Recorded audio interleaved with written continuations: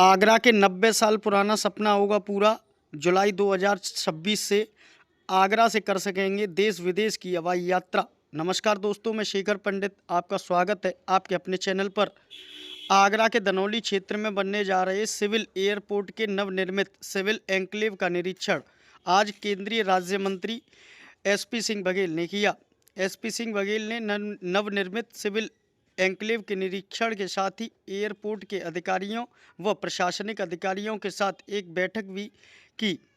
केंद्रीय राज्य मंत्री ने एयरपोर्ट पर चल रहे कार्य के बारे में विस्तार से अधिकारियों से जानकारी भी प्राप्त की।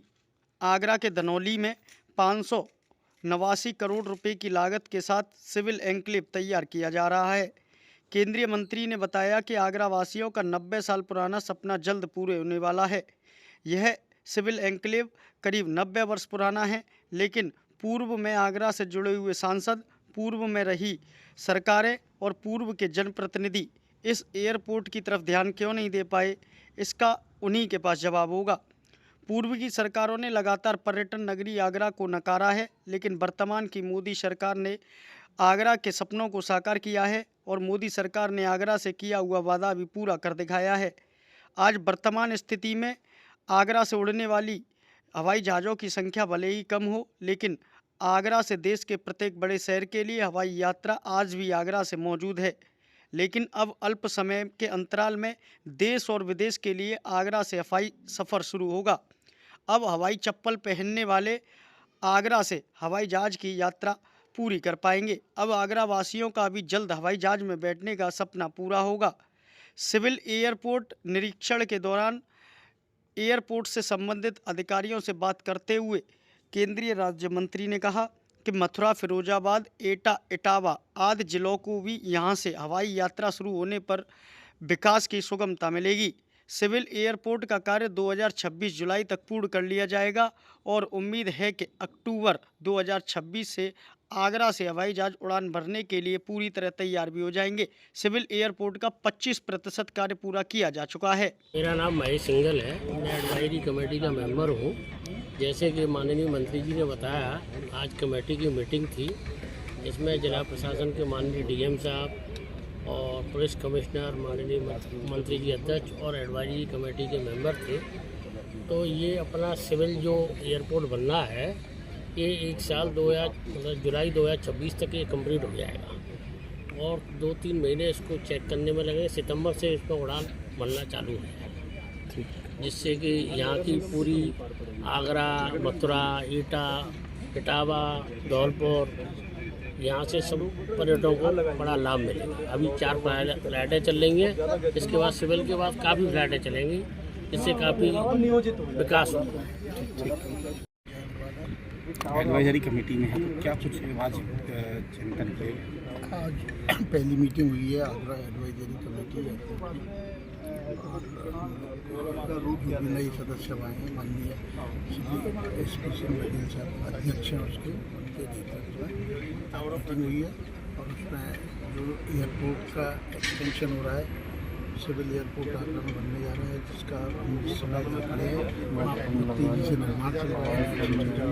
इससे पहले मीटिंग में सारी चर्चाएँ हुई विषय पर कि ये कब तक बन जाएगा, कितना इसका प्रॉब्लम है, क्या क्या इसकी सुविधाएँ, सारी चर्चा होने के बाद मीटिंग में आएंगे और बहुत तेज़ी से काम चल रहा है। उम्मीद है कि 1 साल के अंदर अंदर ये एयरपोर्ट बहुत अच्छे से चल जाएगा, जिससे आगरा को, मथुरा को और यहाँ की जनता को और यहाँ के सब लोगों को कुछ न कुछ फ़ायदा डायरेक्ट इनडायरेक्ट।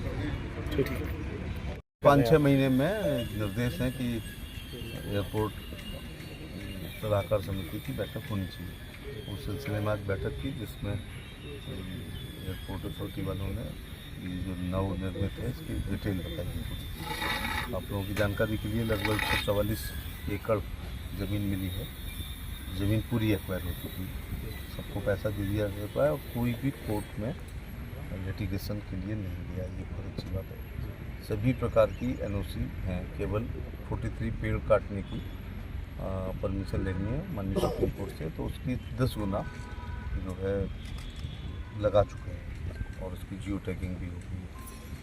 579 करोड़ के आसपास इसकी लागत है। इनका ये कहना था आज उसमें कि जुलाई 2026 में ये कंप्लीट करके हैंड ओवर कर देंगे। फिर 3 महीने एक्सरसाइज कमीशन टेस्टिंग में लगते हैं, तो हम उम्मीद करते हैं कि अक्टूबर या नवंबर के महीने में ये पूरी तरह उड़ान के लिए तैयार रहेगा। अच्छा, कितना काम पूरा कर रहे हैं आप यहाँ पर आकर के, किस तरीके के दिशा निर्देश दिए जा रहे हैं, कब तक? ये है कि अपने कमिटमेंट पे रहिएगा। अगर जुलाई में कह रहे हैं तो जुलाई तक बनना चाहिए। अब किसी भी प्रकार की कोई बाधा नहीं है। इसके बनने से मुझे लगता है कि देश के प्रत्येक बड़े शहर, जैसे राजधानी कहते हैं, वहाँ से कोई न कोई उड़ान यहाँ पर आएगी। आज एक विशेष बात यह है कि एक संख एयरलाइंस नई आई है, 8-10 एयरक्राफ्ट उनके पास हैं, उनको भी बुलाया था और उनको आगरा गुवाहाटी वाया कलकत्ता, आगरा चेन्नई, आगरा श्रीनगर वाया मनहल जम्मू और आगरा गोवा सूरत उतरते हुए, क्योंकि कपड़े व्यवसायी के लोग यहाँ सूरत आते हैं और मथुरा जाके ट्रेनों को पकड़ते हैं।